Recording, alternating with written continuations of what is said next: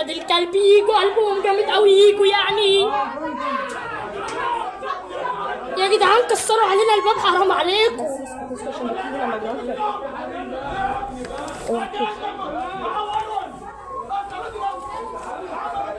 يا جدعان الحاول عمال يقول يعوروا وهيكسر الباب تاني في الدخل. ازاي يعني؟ النبي ما تسيبني، ابوس ايدك ما تسيبنيش، انا استغيثت بكذا حد وكل حد بيكلمني ما حدش بيعمل لي حاجه. لو عايزه توجهي رساله للناس اللي بتسمعك دلوقتي وللسيد وزير الداخليه تقولي ايه؟ انا بوجه استغاثه ان حد يغيثني، انا وولادي بنموت، يعني احنا قاعدين في بيتنا مرعوبين. انا لا عارفه انزل ولادي يروحوا دروسهم اللي انا لسه مقدمه لهم عليها. انا عندي ولد طالع اولى اعدادي والتاني طالع 6. انا مش عارفه اتحرك من بيتي، مش عارفه انزل. بيبعتوا لنا مع ناس تهديدات، وفي تهديد ان احنا مش هنسيبكم، في تهديدات كتير قوي. احنا كده ما عملناش حاجه فيهم. احنا طلعنا من اسم الوراق حضرتك، اتعدوا علينا قدام الاسم، دخلنا عملنا محضر تاني بالواقعة. يعني احنا طلعنا من اسم الوراق، اتهجموا عليا انا وجوزي. في شهود العيان شهد على الكلام ده. 3 سنين ومتكسرين ومفتوح جرح في راسه من ورا حضرتك، غير الكمادات اللي في جسمه بالشوم. حالة النفسية بتاعت الأولاد إيه دلوقتي؟ طمنيني. متدمرة، هي حالتهم متدمرة. انا ابني ما بيسمعش بودنه، اللي هو 9 سنين ده ما بيسمعش، قسما بالله ما بيسمع بودنه. انا لا عارفه انزل اروح اكشف له ولا عارفه انزله ولا اي حاجه خالص. انا الاكل بيجيبوا لي يحطوا لي في السمك حضرتك، انا مش عارفه انزل.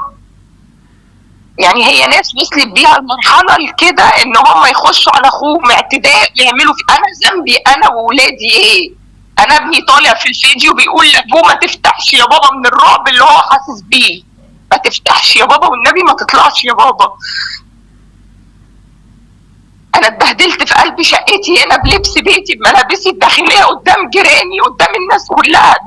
ده ايه طيب؟ ده حق انا فين انا وولادي؟ انا الترويع اللي كنت فيه انا وولادي ده ايه طيب؟ ان شاء الله الناس دي احنا كلنا ثقة في وزارة الداخلية وما بيسموش على حد ولا بيستنوا على حد. ونشدت ناس كتير قوي، وكل اللي انا عرضته وكل اللي انا حطيته ان انا بناشد وزاره الداخليه ان حد يغيثني من الناس دي. احنا بلدنا فيها قانون، لو كل واحد هيخش على حد يكسر عليه شقته ويعمل فيه كده، لا احنا مش في غيبه. لا احنا طبعا، مش في غيبه. لا طبعا مش في غابة، والناس دي كلها باذن الله هيتم القبض عليها وهتتحاكم وهتاخد اشد عقاب.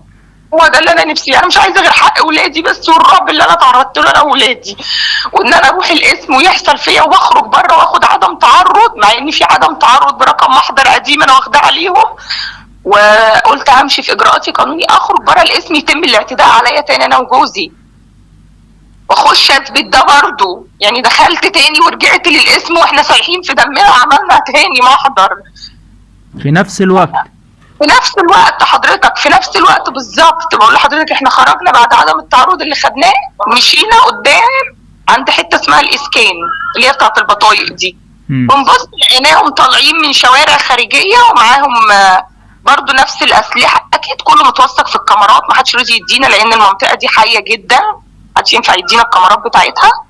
يعني الاسم لو تحرى عن اللي انا بقوله ده، كل حاجه طالعه، كل حاجه موجوده. احنا ماشيين على رجلينا قبل ما نروح المنطقه بتاعتنا ماشيين.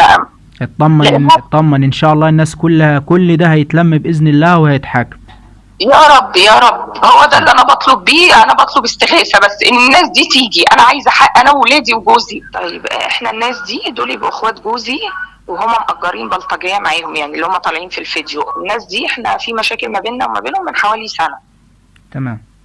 في محاضر ماشيه ما بيننا وما بينهم برضو، تعدوا على جوزي وفتح جراج في الوراق، تعدوا عليه هناك وطلعنا على الاسم عملنا محضر بالواقعة وخدنا عدم تعرض حضرتك على يعني بينكم خلافات قديمة وفي محاضر بس كده. بنبص بقى حضرتك لقينا الناس دي بعت شتيمة على الواتساب عند جوزي وارقام عمالة تتصل، بنفتح الخط نلاقيهم عمالين يشتموا شتايم في منتهى القذارة. يعني كلمنا المحامي قال لنا انزلوا على مباحث الانترنت تعملوا محاضر بالمكالمات اللي جايه لكم دي.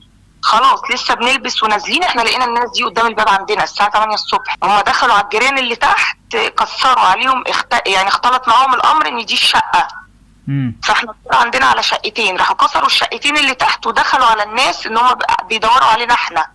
يعني اصلا في الاول دخلوا على ناس غلط، كسروا الشقة على ناس غلط. الناس شاهدة بالكلام ده، بس هم ما عملوش محضر، بس هم معانا في كل حاجة. هم معانا وصاحب البيت معانا، الناس كلها في المنطقة هنا معانا، يعني الناس هم يمكن الجيران هنا هم اللي غسونا من اللي احنا كنا فيه. الجيران دخلت خدت منهم الأسلحة اللي كانت معاهم، كان معاهم السنج اللي هي الكبيرة دي حضرتك.